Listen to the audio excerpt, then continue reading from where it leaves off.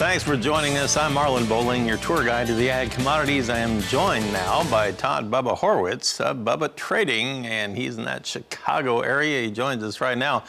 Todd and Bubba Horwitz. Bubba, what's up today?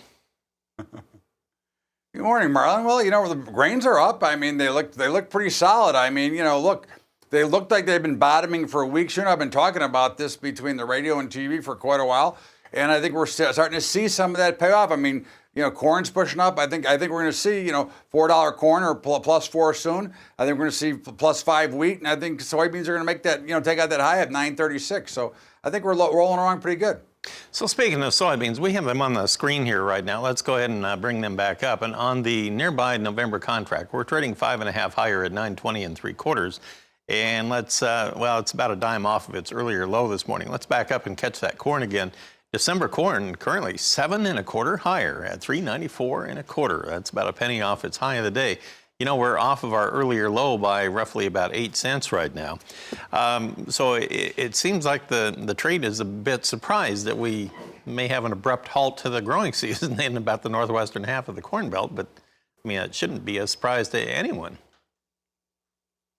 Well, you know, Marlon, it's always funny. You know, we always get really bad news, and I think what we saw, you know, basically over the summer was they were pricing in everything that bad that could possibly happen, and of course, you know, we got prices that were so depressed, and now we started to get some decent news. You saw a little bit of a rally, but now all of a sudden, a lot of the funds that were short are now finding themselves that they're on the wrong side of the market. I think this is one of the big things that you notice by the price action is that many of the funds that have been ultra short have been on the wrong side now, and they're going to be forced to cover here pretty quickly, and they've been trying to slowly, but of course in these quiet markets, they're going to be forced to push these markets higher, and I think that's really what we're going to see, because I don't think these harvests are going to be as good as anybody thought they were, and I guess we'll hear some more information on Thursday, but that's what I see. Is it possible that the trade really thinks that we are going to get some progress in the trade talks starting up on Thursday?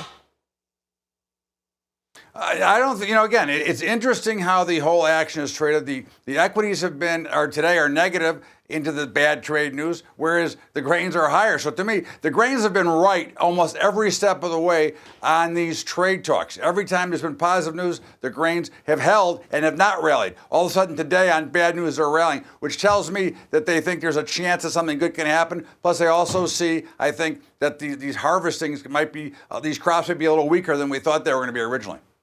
Yeah, it does make you wonder about what's going on, if there actually has been some purchasing being done behind the scenes, and we'll find out later after the fact.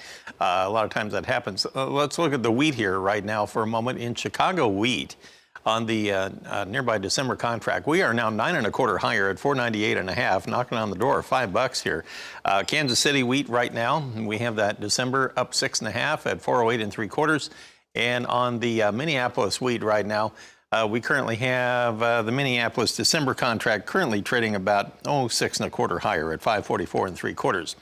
Todd, always a treat to visit, and I appreciate the input on the markets here today. A lot going on. Thanks, and I appreciate the time. Todd Bubba Horwitz at BubbaTrading.com in Redwood, Illinois, just outside Chicago. We'll pause for a break right here, and we'll come back and we'll talk a little livestock right after this.